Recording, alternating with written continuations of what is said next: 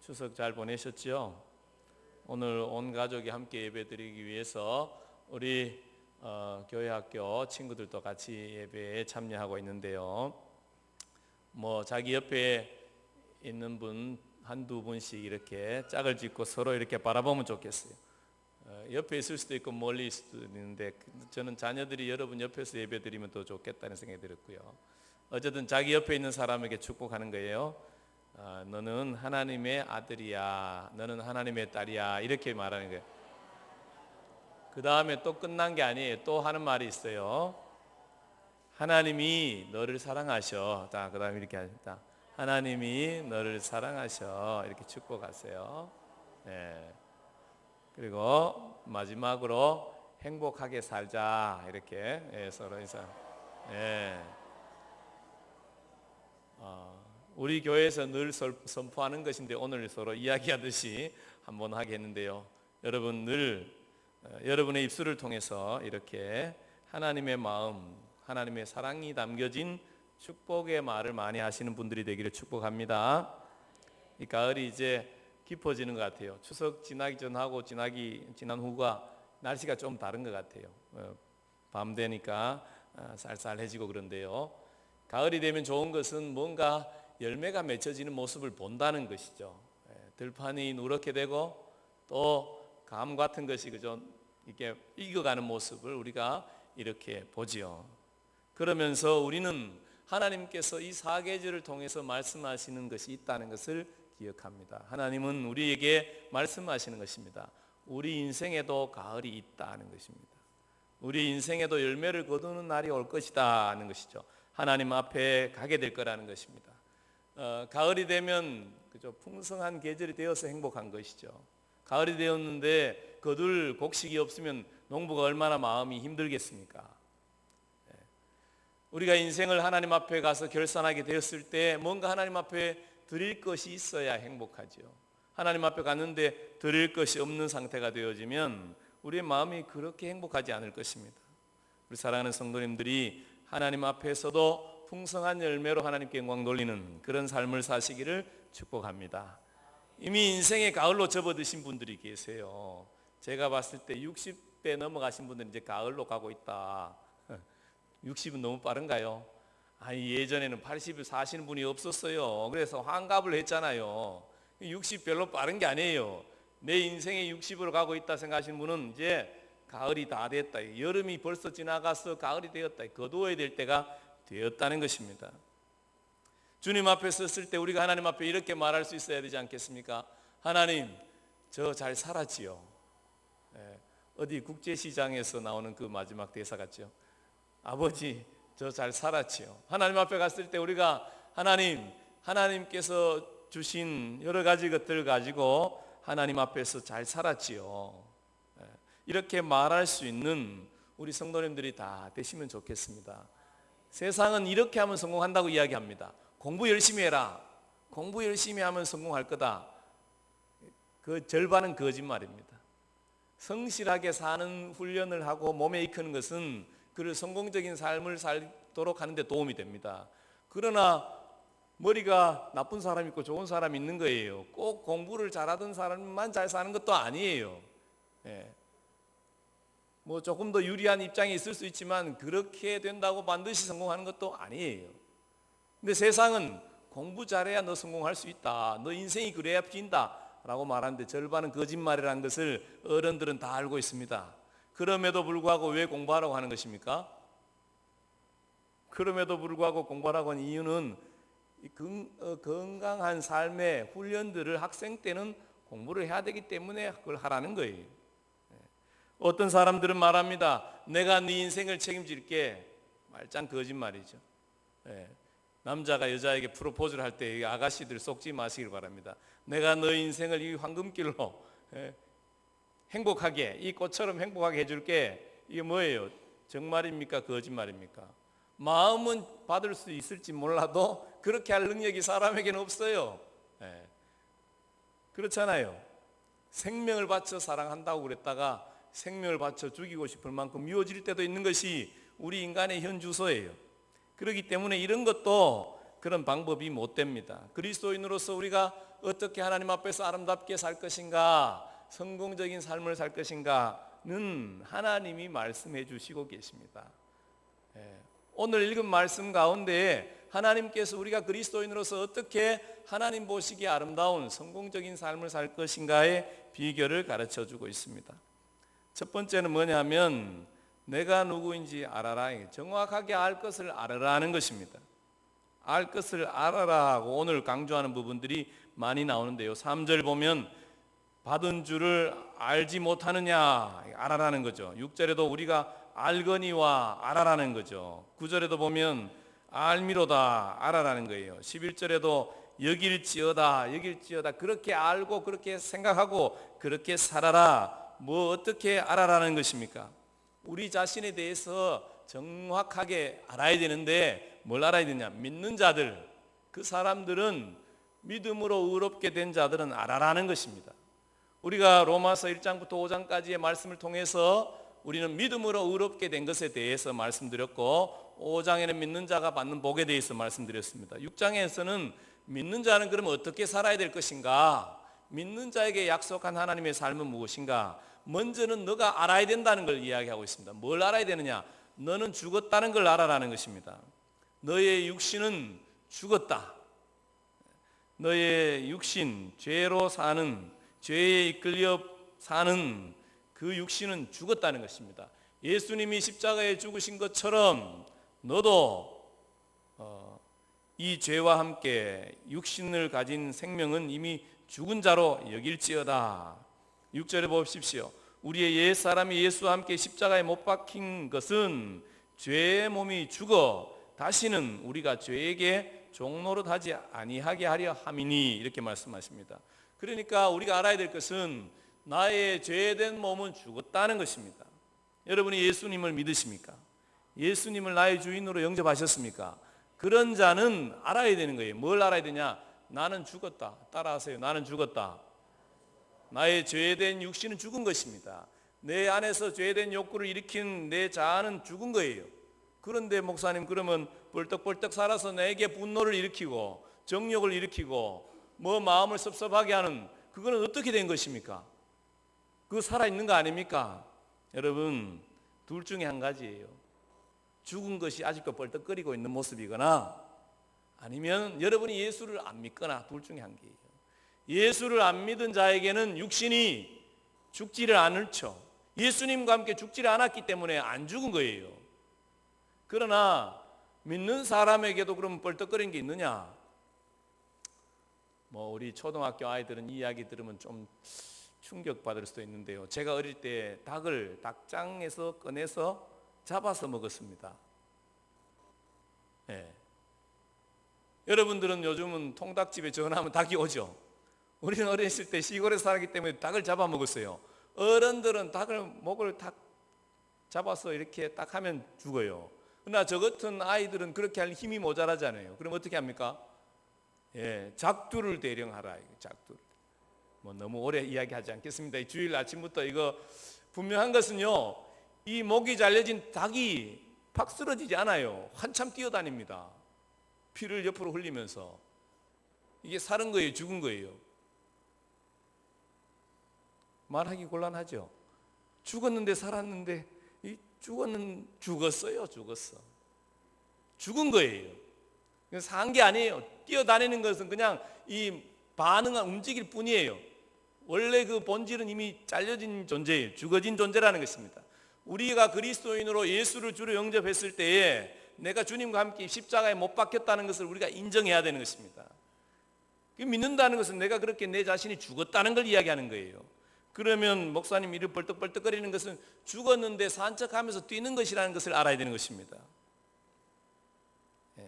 우리가 말씀대로 믿어야 되는 거예요. 우리는 내가 경험해보고 내가 생각되는 대로 아유 난 아직도 살아있는데 이렇게 믿으면 안 돼요. 우리는 말씀대로 하나님 말씀하시잖아요. 너가 세례를 받음으로 그와 함께 장사되었나니 4절에 말씀하십니다. 우리는 세례 받을 때 이미 나는 예수님과 함께 죽었다는 거예요. 우리가 물에 잠긴 것은 죽은 것을 상징하는 것이잖아요. 말씀대로 우리는 십자가에 죽었던 것인데 그러면 내 안에서 일어나는 것은 무엇이냐?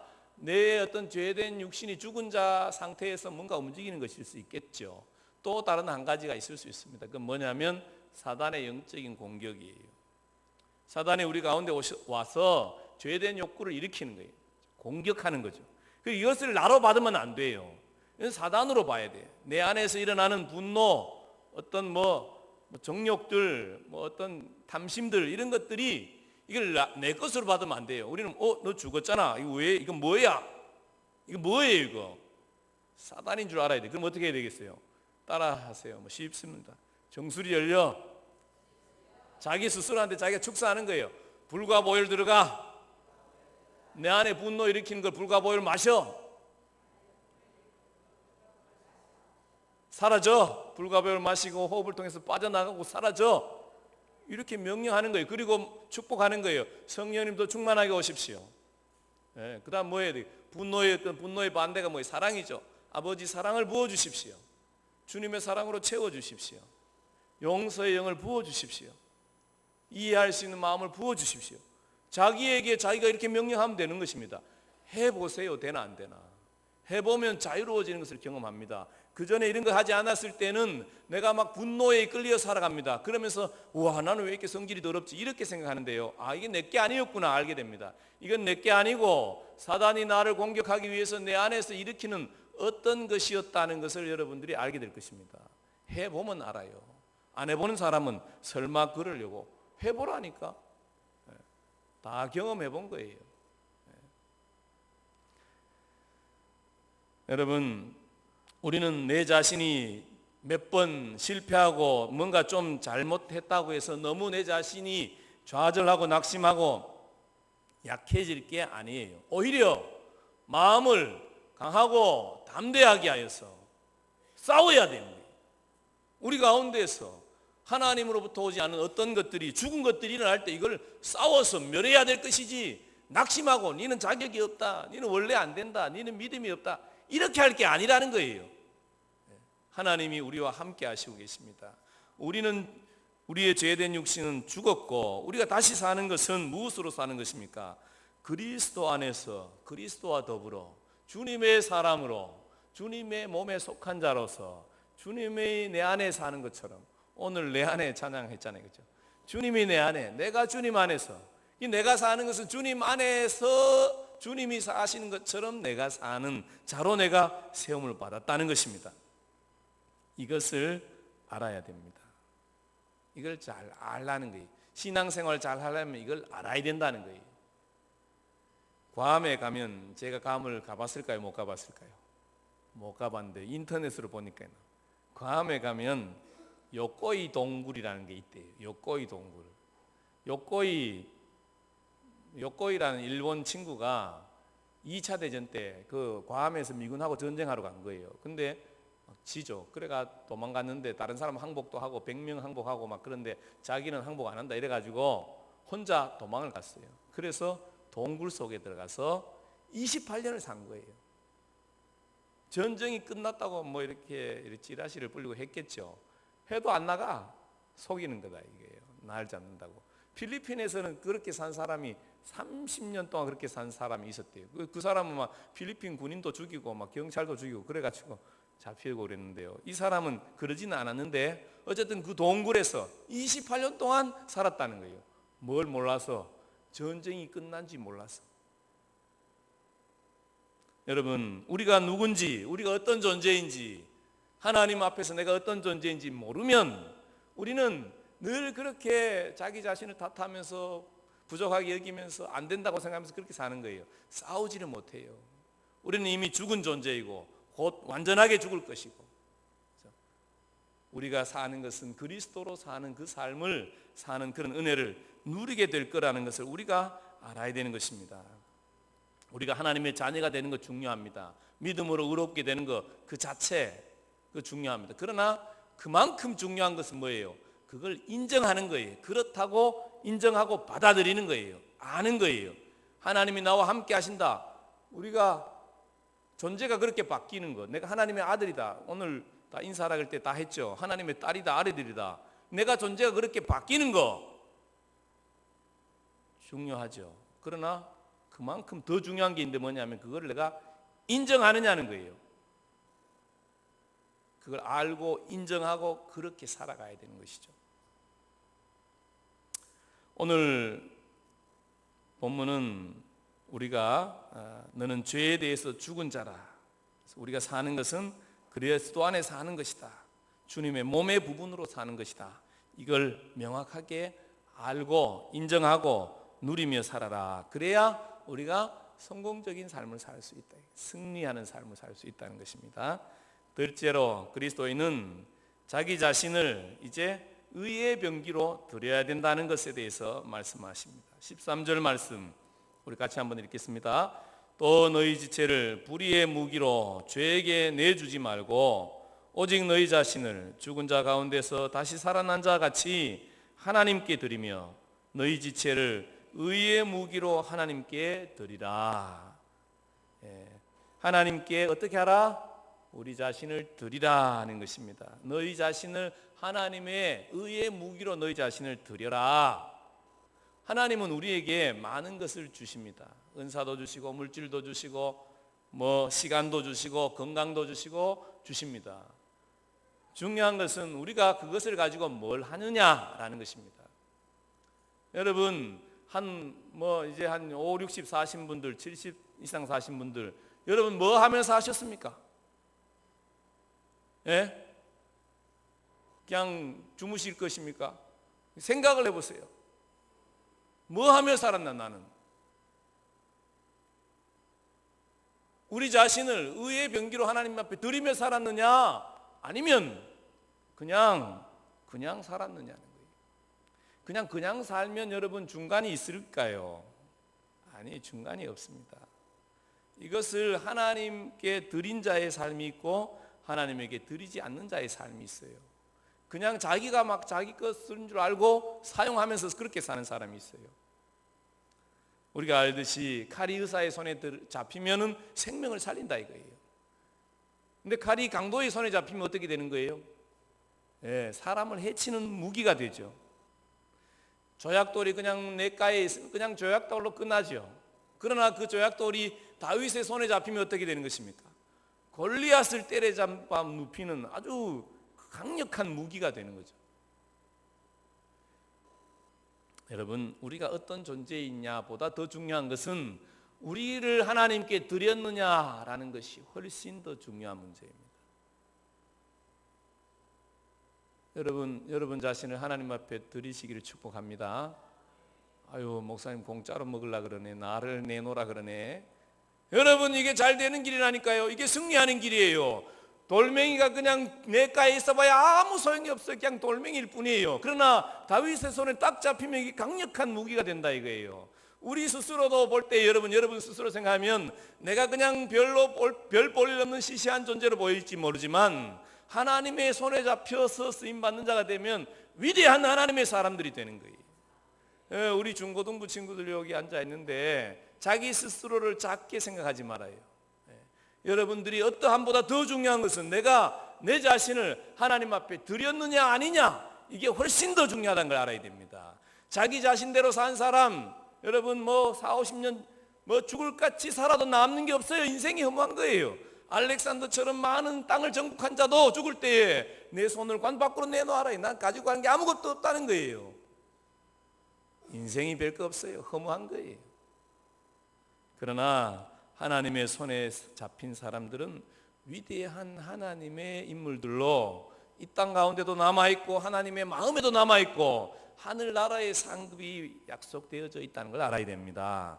여러분, 다윗과 같이 평범한 자가 그냥 목동이잖아요. 양치는 사람 한두 명 아니지 없겠어요? 그 당시에 목동이 수십 명이지. 그리고 다윗처럼 물매질을 하면 다윗이 물매질 대회에 나가서 1등 했다는 기록도 없어요.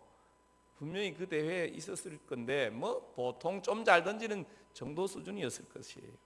근데 하나님의 손에 잡히니까 아브라함과 다윗의 자손 예수 그리스도에게 하나님의 나라에 중요한 그 이정표를 세우는 사람으로, 하나님의 나라에 쓰임받은 사람으로 이 다윗이 남아있는 거 아니겠습니까?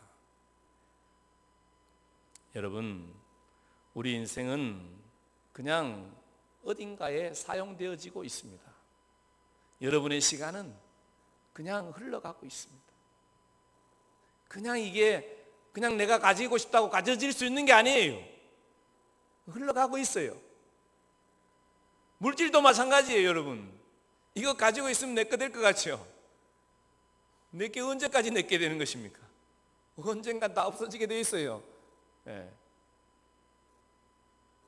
천국 갈 때 노잣돈이 필요합니까? 필요 없어요. 아무것도 못 가지고 갑니다. 재능도 은사도 시간도 물질도 다 그렇게 가는 거예요. 중요한 것은 내가 그것을 어디에 사용하고 있느냐, 나는 뭐 하는 데 쓰기를 원하느냐. 여러분, 그 구체적인 것은 하나님께 물어가며 인도함을 받으십시오. 중요한 것은 내 존재 자체를 주님께 드리기로 작정하십시오. 안 드리고 내가 가지고 있을 수 있는 것이 아니라는 것을 여러분 꼭 기억하십시오. 하나님 앞에 드리면 하나님이 그를 통해서 하나님의 일을 하시는 것입니다. 저는 여러분 자신을 하나님께 드리라 그랬을 때 여러분 보고 목사가 되라는 게 아니에요. 우리 젊은이들 다 걱정하지 말아요. 아유, 목사 되라 소리 하는가. 그게 아니에요. 하나님 나라에 쓰임 받는 사람은 목사가 아니에요.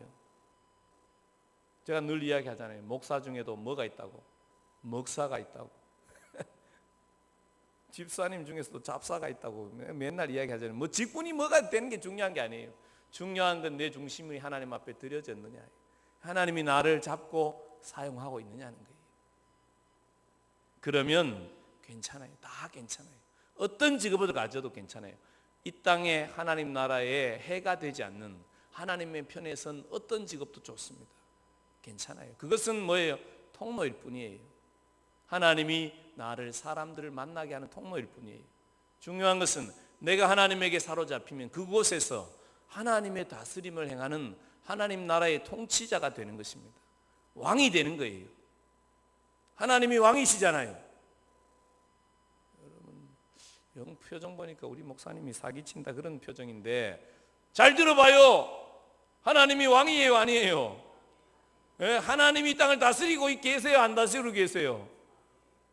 여러분, 인정하든지 인정하지 않든지 하나님이 왕으로 이 땅을 다스리고 계시는 거예요.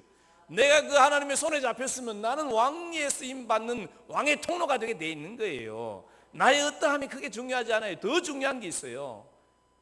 내가 하나님의 손에 잡혔으면 그러하다는 것입니다.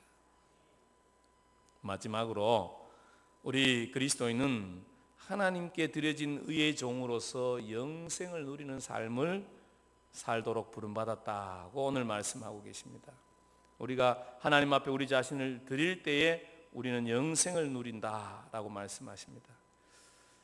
오늘 15절 이하에 보면 너희가 누구의 종이 되었느냐, 너희는 무엇을 위해서 사느냐, 이걸 생각해 보면 됩니다. 여러분, 내가 누구냐 그랬을 때 내가 누구냐 뭐라고 대답하기 어려워요. 그럼 너는 뭘 위해 사느냐 이렇게 물어보면 내가 뭘 하고 있는지를 알게 돼요.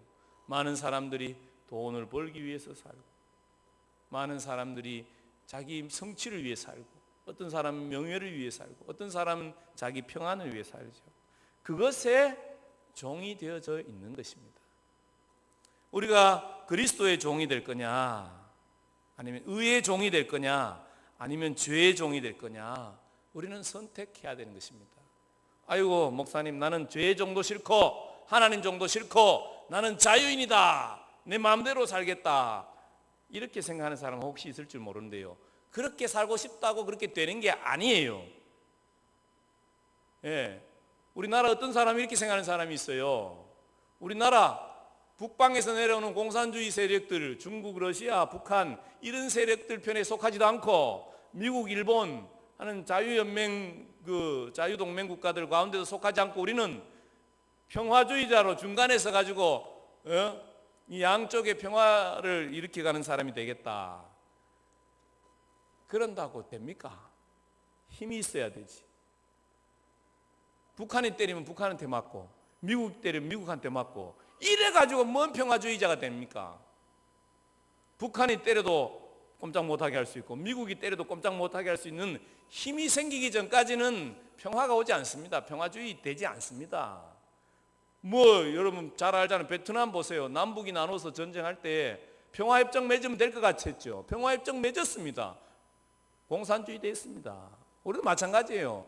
어떤 사람은 약간 모자란 사람이 있어요. 그 사람이 그렇게 이야기하는 거예요. 평화협정 맺으면 된다. 평화협정 맺으면 미군 철수해야 됩니다. 미군이 여기 머물러 있을 이유가 없어지는 거죠. 철수하지 않더라도 남아있어도 한미동맹 관계가 깨지면 어떻게 되는지 아십니까? 미군이 있어도 자기들의 역할, 자기 보호만 하지 한국 전쟁에 개입할 수가 없습니다. 우리가 그만큼 군사력을 키우기 위해서 돈을 투자를 여러분 엄청나게 하지 않으면 평화는 오지 않아요. 근데 돈을 투자하든 안 하든 그건 여러분 나중에 알아서 잘 생각하시고요. 중요한 것은 우리가 십자가를 배신하고 죄의 종이 되지 않겠다. 주님의 종이 되고 예수 믿는 자로서 십자가를 배신하고 죄의 종이 안 될 방법이 없어요. 우리가 십자가의 사랑 믿는 자들에 대한 이야기잖아요. 예수를 믿는 그리스도인 의롭게 된 자들에 대한 이야기예요. 의롭게 된 자로서 의의 종이 되지 아니하고 죄의 종이 안 될 방법이 없다는 걸 알아야 됩니다.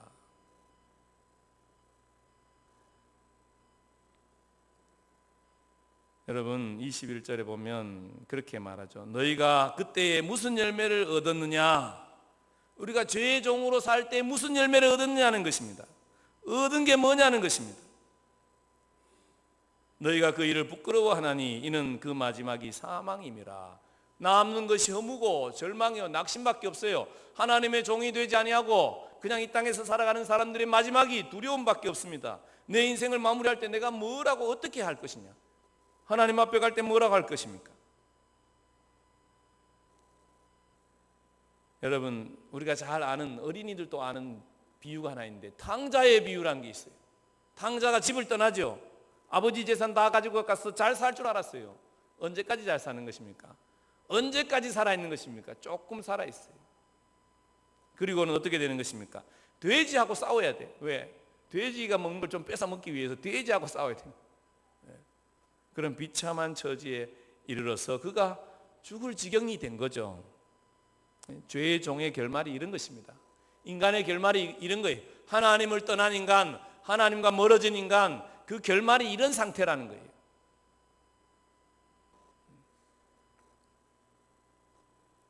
그러나 예수님으로 인해서 우리가 의의 종이 되었을 때 어떻게 되는 것입니까? 그때에 우리는 23절 말씀합니다. 같이 읽겠습니다. 죄의 삭은 사망이요 하나님의 은사는 그리스도 예수 우리 주 안에 있는 영생이니라. 하나님의 은사, 하나님의 선물은 이렇게 번역하면 되는 건데요. 하나님이 우리가 의의 종이 되었을 때 하나님이 우리에게 주신 선물은 뭐냐? 영생이다. 그렇게 얘기합니다. 영생은 무엇입니까? 요한복음 17장 3절에 보면 영생은 하나님을 아는 것이다. 그렇게 말합니다. 하나님을 안다는 것은 뭘 이야기하는 것입니까? 하나님과 친밀함을 이야기하는 거예요. 하나님과 연합을 이야기하는 거예요. 얼마만큼 친밀해야 되는 것입니까? 여러분 제일 가까이 해도 불편하지 않는 사람이 누구예요? 얼굴과 얼굴 이렇게 마주대도 불편하지 않는 사람은 부부밖에 없어요. 하나님께서 우리를 그렇게 그런 연합으로 부부간의 연합으로 알고 교제하기를 원하시고 계십니다. 우리가 영생을 얻는다는 것은 우리가 우리 자신을 의의 종으로 하나님 앞에 드리면 하나님께서 우리를 그런 연합의 자리로 이끌어 가신다는 것입니다. 사랑하는 성도 여러분, 하나님을 더 알게 되시기를 축복합니다. 우리가 성공적인 삶을 사는 것은 뭔가 이룬 것도 아니에요. 뭔가 건강한 것도 아니에요. 뭔가 자랑할 만한 어떤 자리에 있는 것도 아니에요. 그건 뭐예요? 더 중요한 게 있는데 하나님이 지금 나와 함께 하신다는 것입니다. 할렐루야. 여러분 주님이 여러분 가운데 함께 하십니까? 여러분 주님이 하나님께서 여러분의 기도를 들으는 것을 알고 계십니까? 여러분의 작은 신음소리도 하나님이 관심이 있다는 걸 아십니까? 그걸 알고 느끼고 경험하고 그 내 마음을 주님께 올려드리고 그렇게 살아가고 또 주님이 내게 말씀하신 대로 순종하고 그 가운데 하나님의 역사를 경험하고 주님과 동행하고 주님이 다스리는 그 다스림을 이 땅 가운데 행하고 죽어가는 자를 살리는 통로가 되고 생명들을 격려하고 행복하게 살아가는 그렇게 살아가는 삶이 행복하죠. 때로는 그 삶이 땀 흘려야 되고 수고해야 되고 순교자의 삶을 살아야 될지도 몰라요. 그러나 그 삶은 주님과 함께하는 삶이기 때문에 다른 어떤 것이 주지 못하는 평안과 행복이 있습니다. 행복은 편안한다고 절대 없지 못합니다. 편안한 나라 사람들이 자살을 얼마나 많이 합니까? 먹고 살만한데 왜 죽습니까? 행복한데 왜 죽습니까? 행복하지 않아요. 그런 걸로 오는 게 아니에요. 가족을 위해서 고생하고 수고하고 땀 흘리고, 그런데 그것을 또 가족이 인정해주고 사랑받고 사랑하고 그렇게 살아가면 행복했잖아요. 예. 우리나라 어려울 때 더 행복했어요. 어떻게 보면 오늘날은 잘 살아요. 그러나 그때만큼 행복하다고 누가 말할 수 있겠습니까? 사랑하는 성도 여러분, 우리는 믿음으로 그리스도인이 되었습니다. 그리스도인답게 사시기를 축복합니다. 그리스도인으로서 그리스도인답게 살려면 첫 번째 어떻게 해야 된다고 그랬습니까? 알아야 된다 얘기예요. 죄에 대해서 나는 죽은 자고 그리스도 안에서 다시 산 자라는 사실을 알아라, 그렇게 말씀드렸습니다. 두 번째로 뭐라고 말씀드렸습니까? 우리 자신을 하나님께 드려야 된다. 이제 내가 살았어. 사는데 뭐 어떻게 살 것입니까? 주님께 내 자신을 드려, 내 생명을 주님 앞에 드리라는 거예요. 주님의 손에 잡히자는 거예요. 내어드리라는 거예요. 그러면 그때부터 하나님께서 우리 가운데서 일하기 시작하는 거죠. 주님과의 친밀한 연합, 의의 종이 되어서 주님이 말씀하시면 말씀하신 대로 예스, 주님이 서라 그러면 스톱, 주님이 가라 그러면 가고, 그렇게 주님과 연합해서 신랑과 신부가 하나 되어서 행복하게 살듯이 우리가 주님과 연합해서 행복하게 살기를 주님이 우리에게 기대하고 계십니다. 우리 성도님들이 다 그 그리스도인의 삶을 온전하게 누리시는, 그 성화의 삶을 사시는 우리 모든 성도님들이 다 되시기를 주님의 이름으로 축복합니다. 이 시간 다 같이 일어나서 우리 찬양하고 기도할 텐데요. 특별히 여러분 옆에 오른쪽 왼편 옆에 어린 아이들, 자녀들 보이거든. 머리에도 손도 없고 어깨에 손도 없고 찬양 후에 기도하면 좋겠습니다. 하나님, 이 아이들 그리스도인으로 살게 도와주십시오. 그리스도인다운 그리스도인으로 살 수 있도록 하나님이 은혜 베풀어 주십시오. 여러분 자녀들을 아버지 어머니가 축복하면 좋겠고요. 또 특별히 기도받기를 원하시는 분 계시면 앞으로 나오시면 기도해 드리겠습니다. 우리 찬양하고 기도하겠습니다.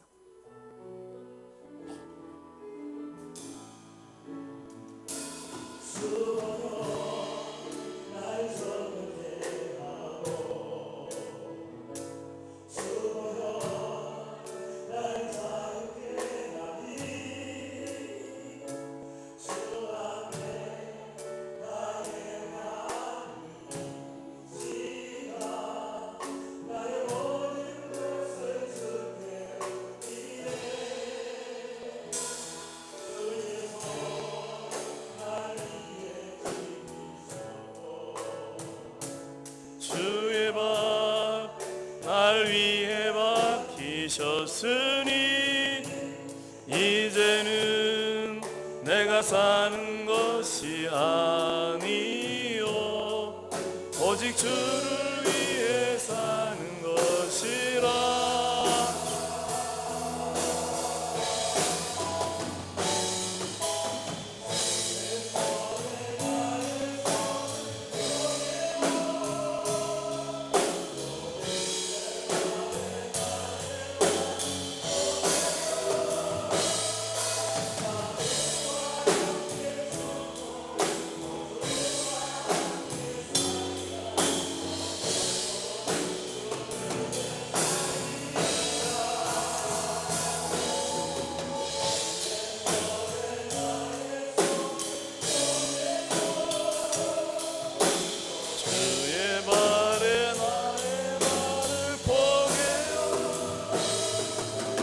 주와 함께 죽고 또 주와 함께 살리라 영원토록. 다 같이 우리 주여 한번 하고, 우리 다 같이 주여 하고 기도하겠습니다. 주여, 아버지 하나님, 이 자리에 있는 하나님의 사람들이 하나님의 자녀로 살게 하여 주시옵소서. 그리스도의 나은 그리스도인이 되게 하여 주시옵소서.